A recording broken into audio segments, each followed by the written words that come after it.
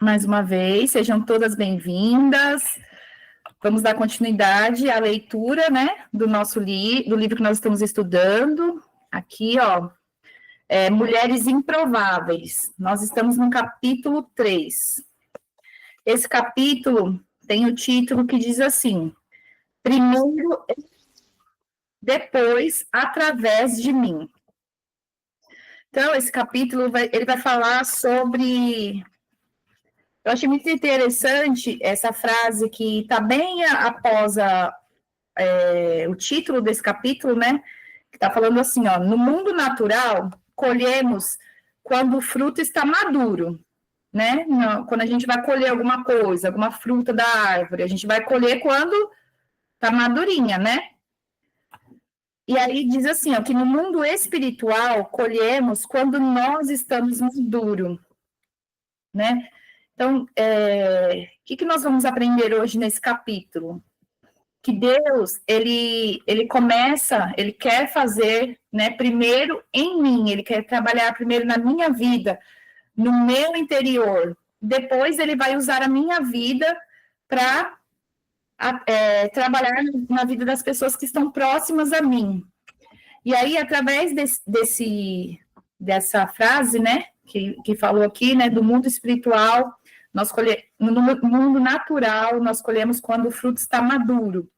E no mundo espiritual, colhemos quando nós estamos maduros, está querendo dizer exatamente isso, né? Que não é só sobre aquilo que nós temos a oferecer. Isso não é o princípio de tudo, né? Mas é sobre aquilo que nós estamos nos tornando. Vai falar sobre o processo de transformação interior, né? A nossa maturidade espiritual é o terreno de colheita no reino de Deus, né? Então, Deus vai atuar na nossa vida, vai fazer nós sermos usados quando nós estivermos maduros, quando nós estivermos prontas, preparadas. Aí, no início do capítulo, ela começa assim, a autora, né? Existe algo que precisamos entender. Andamos em círculos quando não nos submetemos ao processo. Assim como caminhamos feridos quando não nos submetemos à cura. Em geral, as pessoas que caminham em um ciclo de reprovação e sequidão são pessoas que caminham feridas e que estão acostumadas a ferir outras. Precisamos abandonar esse lugar de mediocridade, de estarmos feridas e de ferirmos os demais. Pois se existe algo que tem o poder de travar a nossa vida e de impedir de viver o que Deus tem para nós, são as situações mal resolvidas, as feridas não tratadas. Não há como evitar fluir o que somos, porque você e eu ministramos a nossa própria vida. Então, nessa parte aqui, fala exatamente isso, né? Que muitas vezes a nossa vida ela fica travada, parece que nós andamos em círculos. Sabe quando parece que a vida não sai do lugar? Quando nada anda? E por que isso acontece? Porque nós não paramos para tratar as nossas feridas. E eu aprendi uma coisa, né? Que pessoas feridas, elas ferem as outras. E isso é sem querer, é sem perceber. Você já lidou com pessoas que parece que só sabe dar patada, que só sabe, às vezes, tratar mal o outro? Muitas vezes ela age assim porque ela está ferida, né? E às vezes a gente reage, mas quando você para analisar a vida da pessoa, se você começa a analisar, você vê que ela está reproduzindo apenas aquilo que ela tem, as feridas que ela tem. Então, nesse capítulo, nós vamos aprender isso, que pessoas feridas, elas ferem as outras. E pessoas curadas, elas são instrumentos de cura para outras pessoas. E um ponto importante é isso daqui, né? Eu achei importante isso, que muitas vezes a nossa vida, ela fica parada, ela fica estagnada, porque nós não dedicamos para curar as nossas feridas. Nós vamos seguindo, vai seguindo e fica andando naquele círculo, né, sem sair do lugar. Então, que nessa noite cada uma de nós possa tomar essa consciência, né, que nós precisamos nos tratar as feridas, tratar aqueles processos mal resolvidos, tratar as nossas dores, né? E quantas vezes nós também ferimos os outros por nós estarmos feridas, sem querer, sem perceber, nós acabamos ferindo pessoas que não têm nada a ver, né? Quantas vezes, aí fala aqui, ele falou sobre ministrar, né, que nós ministramos a nossa vida. O que quer dizer isso? A vida do ministro é que ministra. Então, assim, se eu falar para vocês, ensinar aqui algo para vocês, mas eu viver totalmente o oposto, o que eu vou pregar mais? O que eu estou ensinando ou a minha vida? É isso que ela está querendo dizer aqui, né? Que a nossa vida, os nossos exemplos, eles que pregam, eles que ensinam. Então, se você quer ter uma vida, se você quer servir de exemplo, se você quer ensinar alguém, você precisa primeiro se tratar, né? Tratar a sua vida, tratar as suas feridas, para que depois você possa servir sua vida possa ministrar, né? Se as nossas raízes, como nós estamos aprendemos no capítulo passado, né, das raízes, se a nossa raiz estiver doente, se a nossa raiz ela estiver amarga, nós vamos produzir frutos doentes também, frutos amargos, né? E isso vai afetar a nossa casa, isso vai afetar os relacionamentos, né? Todas as pessoas com que a gente se relaciona, a gente vai sem querer, a gente vai contaminando. Então, por isso que cada uma precisa tratar as feridas que tem dentro de si, primeiro, né? E aí, continuando aqui, na página 58. Somos uma geração de pessoas que esperam que os outros mudem, e temos uma facilidade enorme de encontrar falhas e defeitos nos demais. Ao mesmo tempo, em que somos misericordiosos com nós mesmos. Somos cruéis com os erros das pessoas. Afinal, o lugar de vítima é sempre mais confortável que assumir a nossa parcela de responsabilidade nas situações, né? Muitas vezes nós temos essa facilidade de apontar o dedo, né? De ver os defeitos das pessoas, de analisar a vida das pessoas. Às vezes a gente encontra até solução para os problemas das pessoas, mas e a nossa? Né? Aí a gente se coloca no lugar de vítima, porque isso é mais confortável, né? Como ela coloca aqui para nós. Mas o que nós devemos aprender aqui nessa noite, né? É que Deus ele não está interessado apenas em mudar o nosso cenário. Ele quer nos transformar primeiro.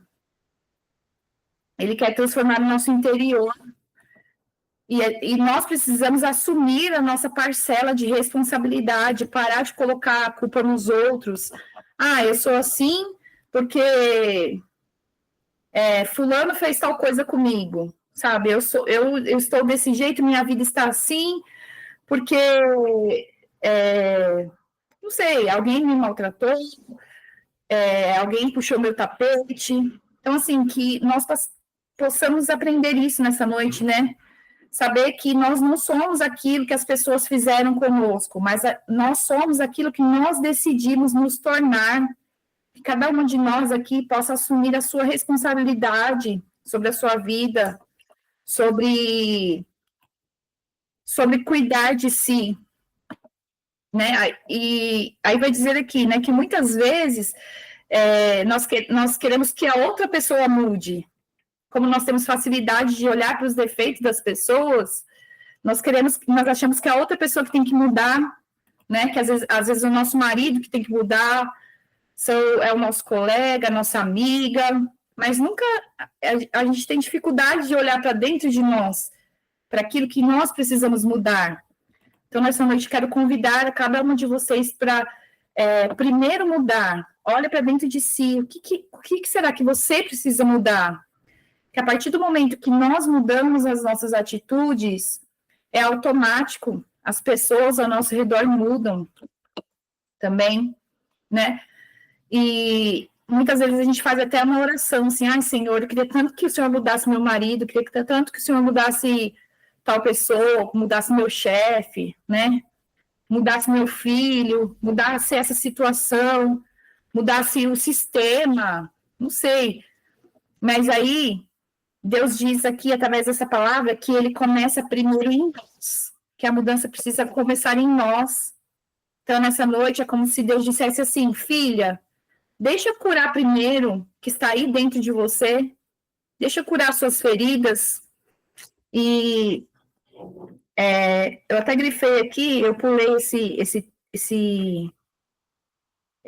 trecho, essa frase, mas diz assim, ó, o interessante é que o caminho para a cura é justamente abrir a ferida. Abrir a ferida é fácil? Abrir uma ferida? Não é, né? Abrir uma ferida dói. Abrir uma ferida é incômodo. Abrir uma ferida muitas vezes causa sofrimento, mas é necessário. É um sofrimento necessário para que essa ferida seja curada. Então, que nessa noite você permita que as suas feridas sejam curadas por Deus, né? Que você se permita, olha, analise aquilo dentro de você que precisa ser mudado, que precisa ser transformado.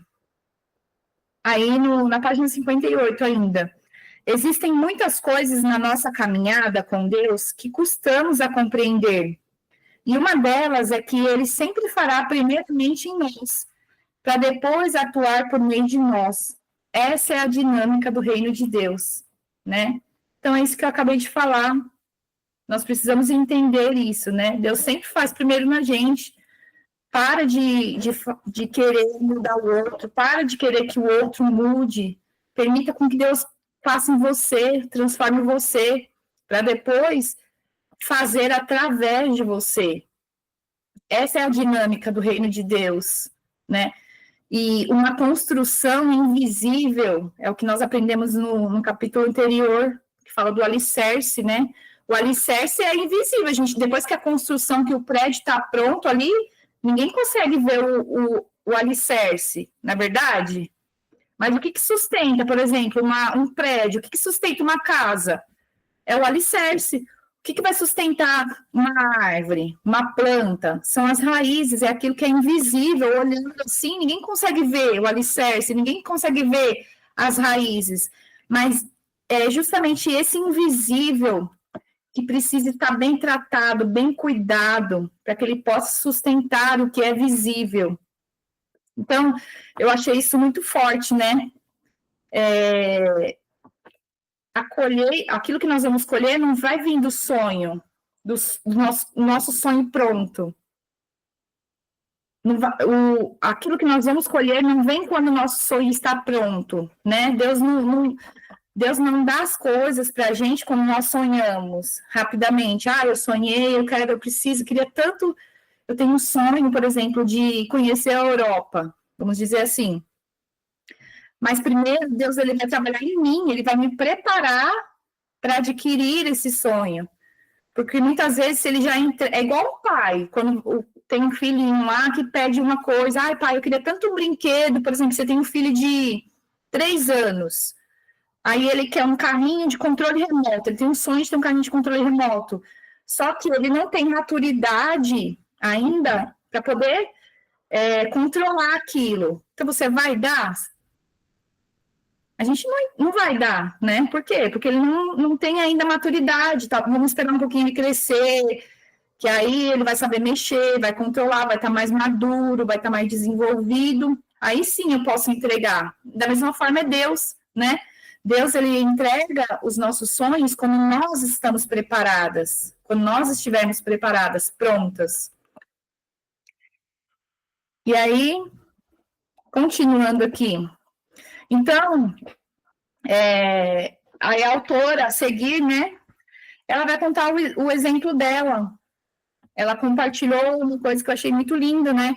Que ela só começou a viver os planos de Deus da forma real que ela esperava quando ela tinha 24 anos. E foi depois que ela se entregou totalmente a Deus. Então, assim, o que a gente pode aprender? Que Deus, ele nos quer totalmente, ele não quer a gente pela metade. Ele quer que nós nos entreguemos a ele totalmente, que a gente se entregue de todo o coração, sabe? Sem interesse. E o céu, ele se move ao nosso favor quando nós nos rendemos completamente. Quando a gente se rende completamente, Deus, ele nos responde, né? É fácil? Não é fácil, é um processo longo, mas Deus, ele é fiel para nos abençoar e para nos ajudar. Continuando aqui, na página 59, lá em cima, no primeiro parágrafo. Deus está levantando mulheres que não dependem apenas do alimento que emana dos púlpitos, mulheres para as quais a palavra dos que ministram testifica o alimento que elas receberam em seu lugar secreto com o Pai. O que a autora está querendo dizer aqui? Que Deus está levantando mulheres que não dependem apenas daquilo que é pregado lá na igreja. Veja bem o que eu estou falando. Mulheres que não dependem apenas. A autora está querendo dizer que antes de nós irmos para a igreja, antes de nós irmos lá, que nós precisamos fazer a nossa parte, buscar a Deus, né, em secreto, buscar. Todos nós temos um acesso direto a Deus quando nós dobramos os nossos joelhos, fazemos a nossa oração. Deus, ele ouve, ele responde, né? Nós temos o acesso direto a essa fonte que nós conhecemos, né, como um lugar secreto com Deus. Então, que nós possamos fazer uso disso, que a gente possa buscar a Deus também, antes de qualquer coisa, né? Quantas pessoas estavam acostumadas, na época da pandemia, né? Foi a época que muitas pessoas se dedicaram mais, porque a gente estava acostumado a ir para a igreja, ir para o culto. Às vezes a Bíblia ficava até empoeirada dentro de casa e a gente não lia. Aí na pandemia que nós ficamos impedidos de ir, né, de buscar, que a gente começou ali a orar, a gente estava com medo do que podia acontecer, todo mundo com aquele medo de morrer, de se contaminar, a gente orava, a gente buscava, e aí sem perceber a gente vai deixando isso se esfriar, então que a gente possa buscar isso, buscar esse lugar secreto em Deus, essa intimidade em Deus, né? E também, nessa parte aqui que eu acabei de ler, a autora vai dizer, né, que Deus está querendo levantar uma geração de mulheres que aprendem com o Espírito Santo, antes de aprender com os homens. Antes de ir para a igreja, elas aprendem lá, Deus dá a direção, na hora que elas estão orando, na hora que elas estão lendo a palavra. E também uma geração de mulheres que se alimenta uma das outras, com humildade, assim como nós estamos fazendo aqui, né? Aprendendo, às vezes eu falo, às vezes a outra fala, dá um exemplo do que viveu, daquilo que Deus já fez na vida dela, e assim nós vamos aprendendo umas com as outras, nos edificando, né? Que nem é o nome do nosso grupo, nos alimentando. Então, nessa parte aqui, nós aprendemos duas coisas. Primeiro, que nós devemos buscar a nossa própria intimidade com Deus. E segundo, nós também precisamos ter humildade para sermos alimentadas por outras pessoas que também já buscaram intimidade com Deus, né? Nós aprendemos aqui nessa parte que ninguém tem o suficiente, né? Todas nós precisamos aprender, ensinar e aprender, né? Aprender, a gente precisa receber, precisamos de pessoas, né? Precisamos de comunhão, precisamos ser generosas, precisamos ser humildes. E aí, lá no último parágrafo da página 59, diz assim, ó: nesse processo, aprendemos a valorizar o que Deus diz a nosso respeito, não o que as pessoas pensam ou dizem sobre nós. Apreciar o caráter aprovado por Deus é mais importante que conquistar uma reputação frágil aos olhos dos homens. Pois, se amarmos mais a nossa reputação ou o que as pessoas pensam sobre nós, o nosso coração ficará doente e preso a frustrações, porque as pessoas que nos aplaudem um dia são as mesmas que, diante das nossas falhas, nos apontarão como culpadas. Devemos construir um caráter aprovado segundo o Pai e deixar a nossa reputação com Ele, porque somente Ele tem a habilidade de lidar com a correnteza de um mundo frenético e perdido. É bem assim, né? As mesmas pessoas que às vezes nos elogiam, que nos aplaudem, são aquelas que quando a gente às vezes comete uma falha, um deslize, são as primeiras a apontar o dedo, as primeiras a dizer, você é culpada, você errou, né? Então, o que nós podemos aprender com isso? Que nós devemos valorizar aquilo que Deus diz ao nosso respeito. E aí eu quero chamar a atenção de vocês para o exercício que nós fizemos agora há pouco. Qual que foi o exercício lá? O primeiro exercício. Quem eu sou em Deus? Quando nós fazemos esse exercício aí todos os dias, por isso eu já quero falar para as novatas aqui do nosso grupo, né? As que já estavam, acredito que já fazem isso, já tem um caderninho ali, vão fazendo a sua lista de características, de qualidades, né? Então, também quero convidar a vocês que tenham um caderninho, coloque aí o quem eu sou em Deus, faça uma leitura diária disso, olhe no espelho e leia isso. Essa lista você pode ir acrescentando, sempre que você, por exemplo, nós estamos estudando aqui, você viu algo interessante, você coloca lá, vai acrescentando essa lista. Então, é muito importante nós aprendermos a valorizar o que Deus diz ao nosso respeito, porque muitas vezes a gente se apega à nossa reputação, né? E a nossa reputação, que às vezes é frágil. Às vezes uma pessoa nem sabe, às vezes viu você fazendo alguma coisa, imaginou, supôs que você fez algo e já começa a falar, espalhar fofoca. E se nós estivermos apegados a isso, ao que as pessoas dizem sobre nós nos frustramos. Nós precisamos ter consciência de quem nós somos em Deus. E não se importar com o que as pessoas acham a nosso respeito, com o que elas dizem a nosso respeito, né? Com o que elas pensam que nós somos. Porque senão nós podemos nos frustrar, né? Quando nós encontramos a nossa identidade em Deus, os rótulos que as pessoas nos dão perdem o poder. A gente não se preocupa. Não se preocupa se alguém falar, se alguém deixou de falar, né? Porque a gente sabe quem nós somos em Deus. Eu tenho plena consciência de quem eu sou, não me importa se o outro acha, se o outro concorda, se o outro deixa de achar, né? Então, assim, não importa se você é pastora, se você é líder, se você é professora, se você é empresária, não importa. O que importa é que você tem consciência que você é filha, você precisa ter essa consciência. Você é filha amada de Deus, Ele te ama, Ele te escolheu, né? O que importa é isso, é você saber quem você é em Deus. E aí, a autora falou aqui, né, sobre essa questão do caráter, que nós devemos construir um caráter aprovado, segundo o Pai, e deixar que Deus se responsabiliza pela nossa reputação, né?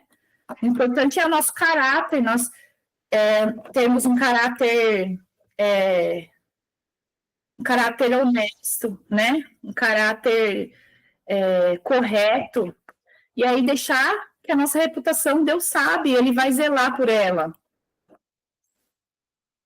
E porque, como a autora colocou aqui, né? As pessoas que te aplaudem hoje, amanhã está te julgando. Quem te admira hoje, amanhã está te criticando. E também quem te critica hoje, amanhã pode te admirar. Então, as pessoas mudam, né? Mas Deus não muda. Aquilo que Deus diz sobre nós não muda. Por isso que a nossa identidade precisa estar firmada em Deus, né? E não na opinião das pessoas. Aí, lá na página 60, no último parágrafo, diz assim, ó, nesse sentido, é urgente parar de tentar impressionar as pessoas ou nos esconder delas, o que significa dizer que devemos ser mulheres autênticas, porque esta é uma das principais ações que Deus precisa fazer, primeiramente em nós, aliada à convicção de quem nós somos nele.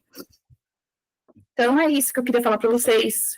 Para de tentar impressionar as pessoas, para de tentar se esconder das pessoas, né? Deus está procurando mulheres autênticas, mulheres que conhecem a sua identidade nele, que não vivem apenas de aparência, mas que são verdadeiramente, na sua essência, mulheres verdadeiras, autênticas, né?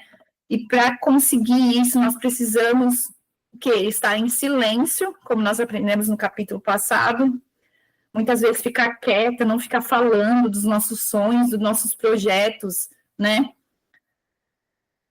E buscar intimidade com Deus, buscar a direção de Deus para as nossas vidas. Aí, a seguir, a autora ela vai contar o exemplo do apóstolo Paulo, né? O apóstolo Paulo, acredito que a maioria conheça a história dele, né? Antes dele ser o apóstolo, Paulo, ele foi Saulo. E ele era alguém que tinha uma intenção de servir a Deus, né? Ele era um fariseu, só que ele perseguia os cristãos. Ele matou muitos cristãos, perseguiu e matou. Só que a intenção no coração dele é que ele estava fazendo a vontade de Deus, né? E aí, a autora colocou aqui, ó. Atos 9 exemplifica perfeitamente os momentos em que fazemos as coisas pensando que temos a aprovação de Deus, quando na realidade não temos. Paulo estava em uma missão a respeito da qual ele pensava agradar a Deus, mas foi necessário cair do cavalo para que ele voltasse ao propósito divino. A Luciene está dizendo aqui, me identifico muito com suas palavras. Quer falar um pouquinho, Luciene? Se quiser falar, fica à vontade, pode abrir o microfone, falar o que chamou sua atenção, como você se identifica. Quer falar? Bom, vou continuar, então. Então, o apóstolo Paulo, ele pensava que ele estava agradando a Deus, né? Só que, na verdade, Deus precisou derrubar ele do cavalo que ele estava indo ali para a cidade, né? Uma cidade. Jesus derrubou ele, apareceu a ele ali e falou, né? Que ele estava, Saulo, Saulo. E ele falou, quem que é? Saulo querendo saber quem que era. Aí ele falou assim, sou eu, a quem tu persegues. Sou Jesus, né? E aí, nesse momento, a gente pode aprender isso, né? Que assim, muitas vezes é conosco. Deus, ele vai e nos encontra exatamente onde nós estamos, mas ele não nos deixa da mesma forma. Saulo ali, a partir daquele momento que ele se encontrou com Jesus, ele não ficou da mesma forma. Primeiro, ele caiu do cavalo. Quantas vezes isso acontece com a gente? Né? Nós precisamos quebrar a cara, passar por um momento de dor, de angústia, para poder ter os nossos olhos se abrirem, para nós enxergarmos o que Deus realmente quer de nós, né? Qual que é a vontade dele para nós, para que os nossos olhos espirituais sejam abertos, para que a nossa identidade ela seja forjada, né? Então, nós aprendemos isso, né? Que muitas vezes Deus usa situações que para nós às vezes parecem desfavoráveis, mas são situações que Deus usa para nos ensinar algo, para nos fazer acertar a nossa rota, né? Então, que cada uma reflita aí o que está vivendo, se você, de repente, está vivendo algo, um momento turbulento, que você possa analisar, pedir para que Deus abra os seus olhos para que você consiga enxergar, né? Porque às vezes, esse momento que você está vivendo, Deus está querendo te ensinar algo, está querendo que você mude alguma coisa, mude o seu interior. Aqui na página 62, diz assim, ó, no segundo parágrafo da página 62, a maioria de nós só ouve o Senhor quando cai do cavalo, ou seja, quando é tirada a força de uma postura adotada. Quando Paulo se levantou do chão, depois de cair do cavalo, ele estava literalmente cego, embora já estivesse espiritualmente cego. A cegueira física foi oportuna para que Paulo entendesse a cegueira espiritual em que estava vivendo, né? Então, que a gente possa observar a nossa vida. Paulo aqui, ele só cumpriu o propósito de Deus na vida dele porque ele permitiu ser transformado, né? E que nós também possamos permitir com que Deus nos transforme, com que Deus nos mude. Aí aqui na página 63, eu grifei uma parte aqui que eu achei importante. Na maioria das vezes, quando Deus deseja tratar conosco, ele nos tira também do nosso bando. É comum nos entristecermos quando isso acontece, porque alguns dos nossos ciclos de amizade se perdem. No entanto, devemos nos alegrar com os Ananias, que nos devolvem a nós mesmas. Aqui essa parte está falando sobre relacionamentos, né? Que muitas vezes, quando Deus está tratando conosco, ele nos afasta de algumas pessoas, né? Às vezes, do nada, as pessoas viram a cara para a gente, relacionamentos são rompidos, né? Amizades são desfeitas, e tudo isso, às vezes a gente não entende, mas é permissão do próprio Deus, né? Ele nos afasta, às vezes, de pessoas, e ele quer nos fazer se unir a outras pessoas que vão nos ensinar, que vão nos aproximar mais daquilo que Deus tem para nós, dessa verdadeira identidade, né? Aí lá na página 64, no primeiro parágrafo, lá em cima, diz assim, ó, Deus não está buscando mulheres perfeitas, mas mulheres autênticas. Não precisamos viver subjugadas pela culpa, pois Deus está buscando mulheres imperfeitas, que estejam dispostas a render-lhe a própria vida, mulheres cuja maior fome é a presença de Deus. Então, assim como eu falei lá no início, né? Quantas vezes eu vivi, assim, distante de Deus, porque às vezes eu achava que eu cometia alguma falha, porque todos nós somos falhos, né? Não estou dizendo que nós vivemos no erro, não, todos nós somos falhos. Às vezes você fala uma palavra que depois você fala, ai meu Deus, por que eu falei aquilo? Me perdoa, Senhor. Mas eu queria o tempo todo, eu achava que eu só ia chegar perto de Deus quando eu fosse perfeita. Eu tentava ser perfeita, mas quem é perfeito, gente? Existe alguém perfeito? Não existe, ninguém é perfeito. E eu quero falar isso para vocês essa noite. Não caia nesse mesmo erro que eu já caí, tá bom? Não pense que Deus procura pessoas perfeitas. Não. Ele procura pessoas autênticas, pessoas sinceras e pessoas que têm desejo no coração de servir a Ele, de se aproximar dEle. Não deixa o inimigo te enganar, né? Fazer você ter esse pensamento, ai, Deus não está nem aí para você, olha a sua vida, sabe? Você erra, você falha, você fala isso, você fala bobeira, você pensa coisa errada. Não deixa. Deus, ele conhece, ele sabe que nós somos falhos, mas ele conhece a intenção do nosso coração. Então, que você não permita que isso venha te afastar dele, né? Que você possa ser autêntica, que você possa ter mais fome da presença dele, que você possa se aproximar mais dele. A seguir, a autora entra na parte que fala sobre a escola do quebrantamento.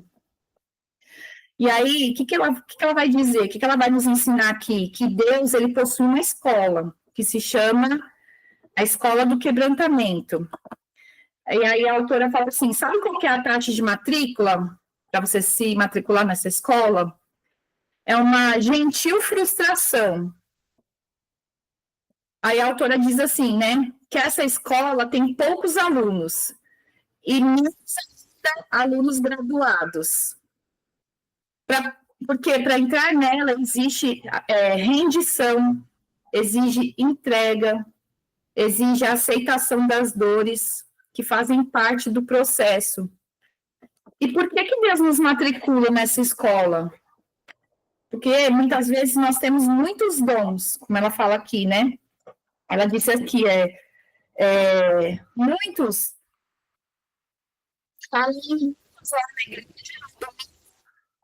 mas aí não consegue guardar a sua língua na segunda-feira. Então, por isso que muitas vezes Deus nos coloca nessa escola, porque nós temos dons, né? Mas nós não temos caráter, e Deus ele quer aperfeiçoar o nosso caráter. Essa escola, ela vai nos tratar, ela vai tratar aquilo que ninguém vê, aquilo que está dentro de nós, enraizado, que ninguém vê. É nessa escola que o nosso orgulho é vivido, é nessa escola que Deus vai nos fazer, nos tornar humildes, é nessa escola que Deus vai moldar o nosso caráter, que Deus vai derramar a unção sobre nós, vai nos fazer se render a Ele. E aí a autora vai dizer aqui que ela vai citar o exemplo de Davi, que Davi ele se matriculou nessa escola, e o professor dele foi Saul, o rei Saul, né? Acredito que todos aqui conhecem a história, né? Saul foi o primeiro rei de Israel, e teve um certo momento que ele se distanciou de Deus, e Deus rejeitou ele, e escolheu quem seria o seu sucessor, que foi Davi, né?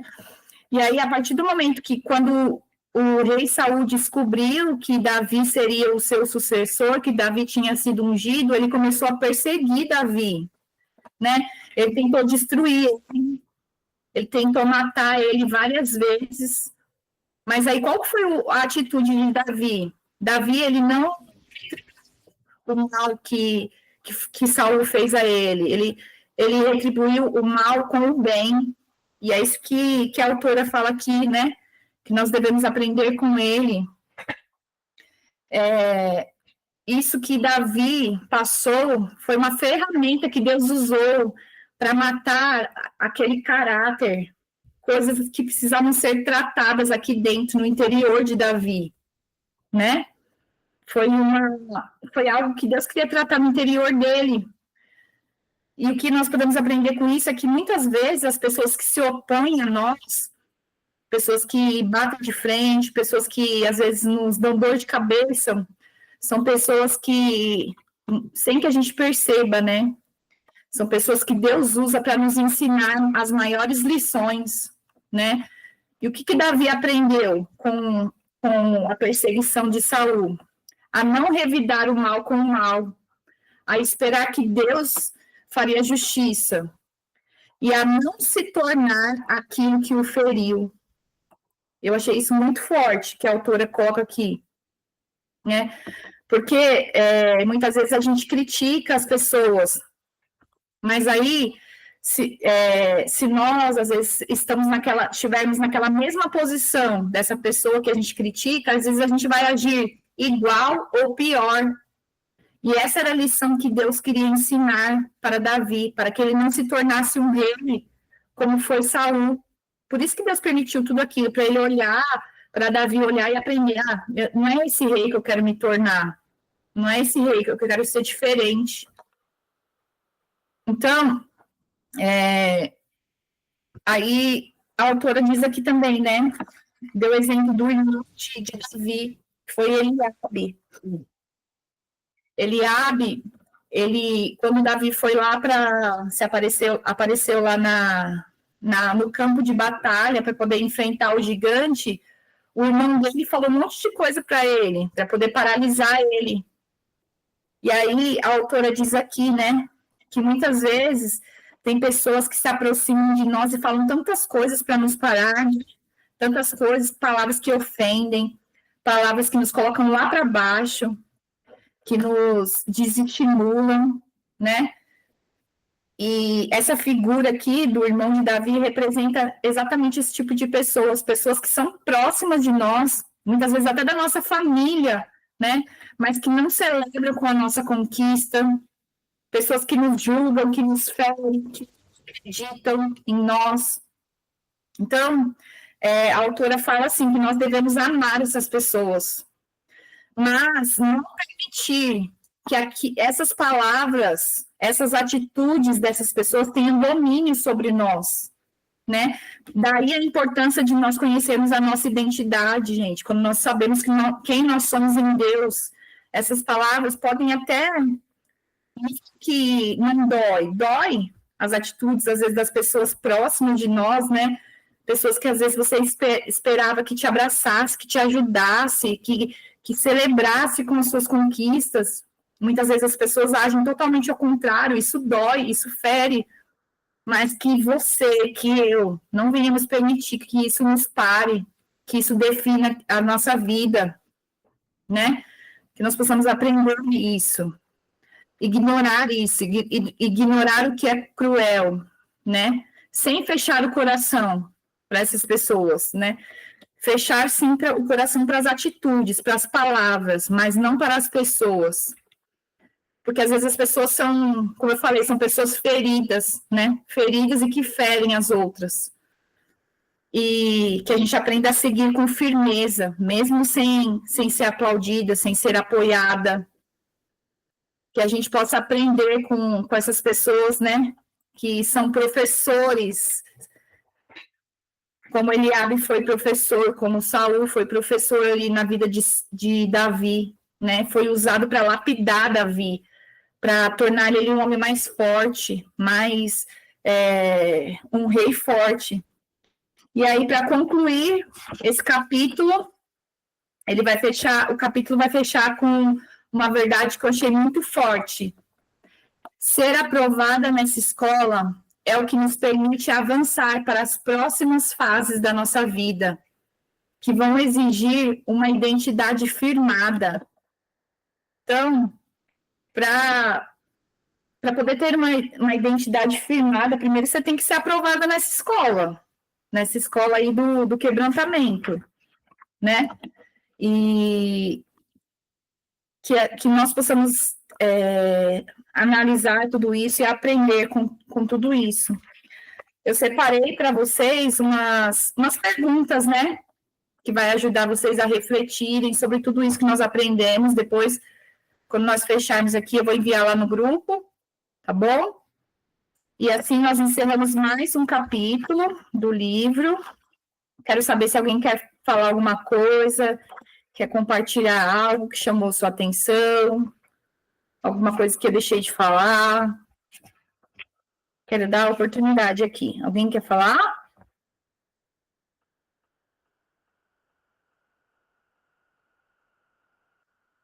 Ai, vocês estão tão quietinhos. Verônica, quer falar alguma coisa?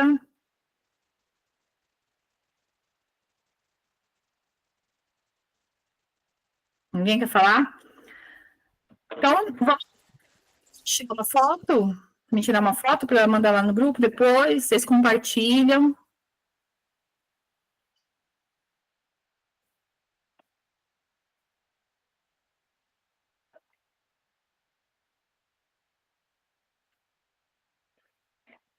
Quem tem o livro, tira foto com o livro para nossa foto ficar bem bonita. Tamara, consegue abrir a câmera, Cássia, para eu tirar foto, tirar o print.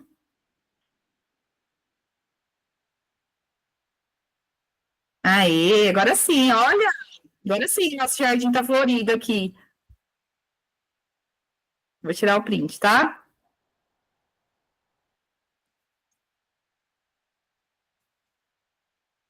Pronto. Que Deus abençoe, viu, a todos vocês. Muito, muito bom estar aqui. Espero que Deus tenha falado ao coração, né? Continue falando. Agradeço a presença de todas, tá bom? E espero vocês na próxima segunda, para a gente continuar, dar continuidade aí no capítulo 4. Deus abençoe, tá bom? Grande beijo. Amém. Boa noite. Deus abençoe. Noite. Fiquem com Deus. Boa noite a todas vocês. Deus abençoe. Boa noite. Fiquem com Deus. Boa Boa noite. noite.